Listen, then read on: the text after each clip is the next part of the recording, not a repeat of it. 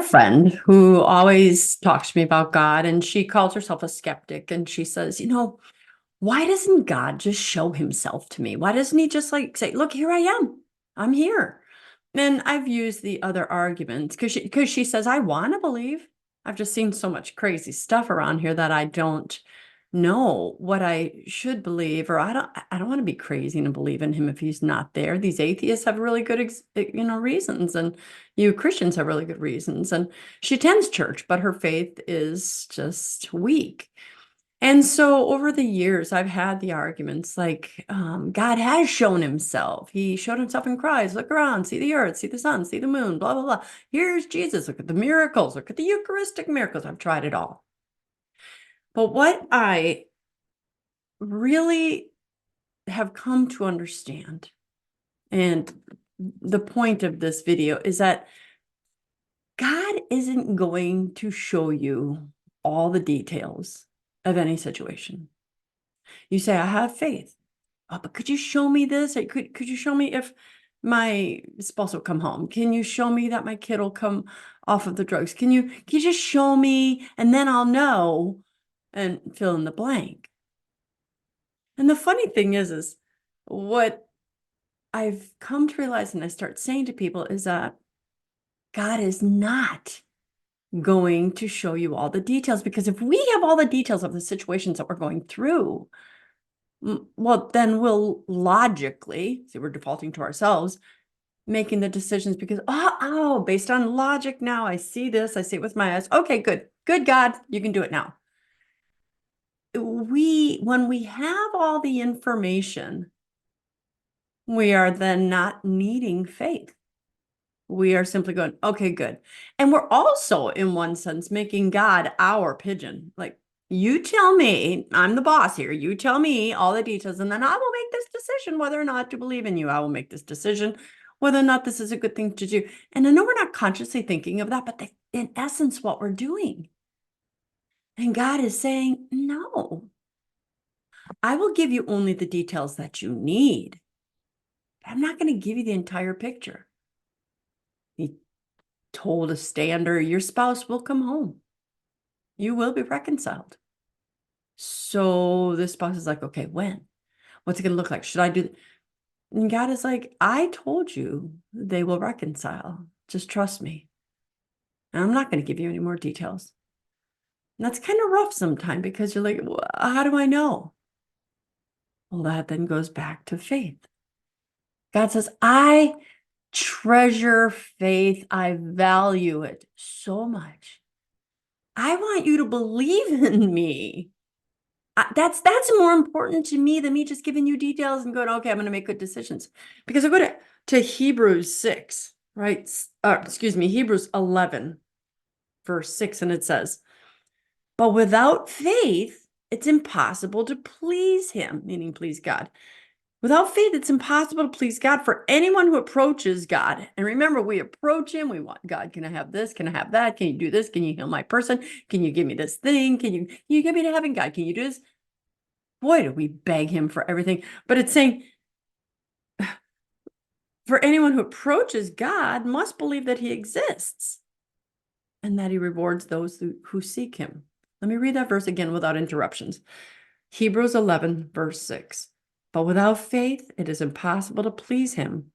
For anyone who approaches God must believe he exists and that he rewards those who seek him. God uses our faith, and then he blesses us. How can you receive from someone you don't quite know believes in? But like, I don't really believe in you, God, but oh my gosh, my child is sick. Let me quick and go and let's see if you're there. Right? God is saying faith first, just like we ask our children. Don't ask me, just go do what I said. You give them that look. You see something dangerous, you're like, or you see someone, or there's a person you don't want them to say something in front of. And so it's this constant, I am your parent. I know better. Trust me. Don't question me. And it bothers the heck out of us if our kids question us. Well, then doesn't that make sense then that it bothers God if we question him? I mean, he wants to give us information. Don't get me wrong. He gives us enough. But he's like, I'm not going to give you all my logic so that you make yourself God over me.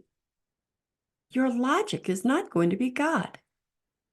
I want your faith in me to be enough, to know that I love you and I adore you and I would never let anything happen to you. And by the way, just so you don't have to go completely on faith and you do have some logic, I gave you the Bible.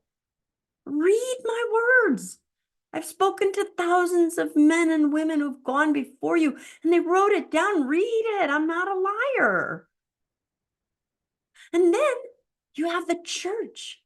The church also, in addition to what's in the Bible, passes on what Jesus passed on orally. What Jesus said, because remember, it says in the Bible, if you're the type of person that says Bible alone, well, in the Bible itself, it says you must listen to everything that's passed on in writing and orally. So, okay, if Bible alone means you're ignoring part of the Bible that says you need to listen to what's passed on orally, which, by the way, is the church. It's what our fathers have given us. It's what the apostles taught after Jesus' death, because they got it from Jesus. Faith. It's risky. Sometimes it's scary. I don't have faith that something's going to happen. I do have faith that something's going to happen. I don't have faith that God exists. I do have faith that God exists. Just resting. And you think about it, the next verse in Hebrews is about Noah. And it actually talks about his faith and how that was pleasing to God. Because it says, by faith, Noah warned about what was not seen. He couldn't see it. But God warned him. By faith, Noah warned about that which was not seen yet, with reverence built an ark for the salvation of his household. Through this, he condemned the world and inherited the righteousness that comes through faith. Righteousness comes through faith. By faith, Abraham obeyed when he was called to go out to a place that he was to receive an inheritance, and he went out, not knowing where he was to go. By faith, he sojourned in the promised land as in a foreign country, dwelling in tents with Isaac and Jacob, heirs of the same promise.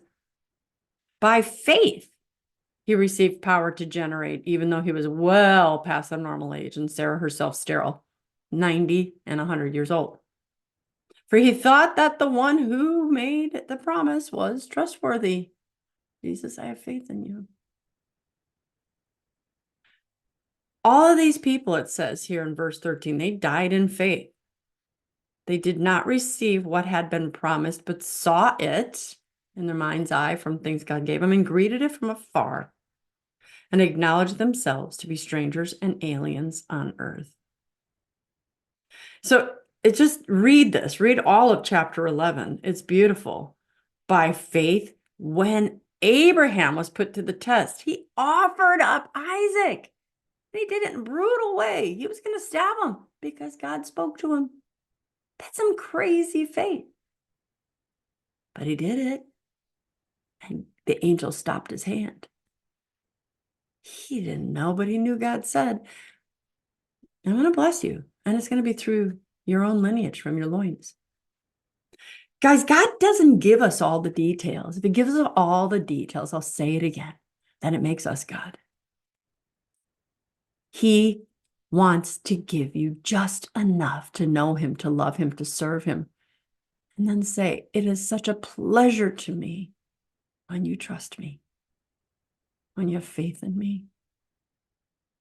Am I ever going to leave you abandoned? I won't. You can't get into heaven if you're going, oh, I died. Oh, you really do exist. Oh, wow, thanks. Let me in. No. If you had no faith and you die not believing in God, he's like, is this what you chose? You chose not to believe in me. And it's ripping me apart that you're choosing hell. Faith is a pretty important topic. I questioned a lot of it myself. Why does God want faith so bad? Why can't he just want love? Well, I do believe that it is our faith that proves our love. What about you? Do you have faith? I mean, like, do you really have faith? Like when he tells you to do something hard and it does not make sense, you do it anyway. Do you? Or do you hold your hand and wait until it does make sense? Till you have enough info, so you can rationalize it. I've been on both sides of that. Want to know where you are. I'm Dr. Christine Bacon. Thanks for watching this informational Bacon Bit. And as always, remember to live your life sunny side up.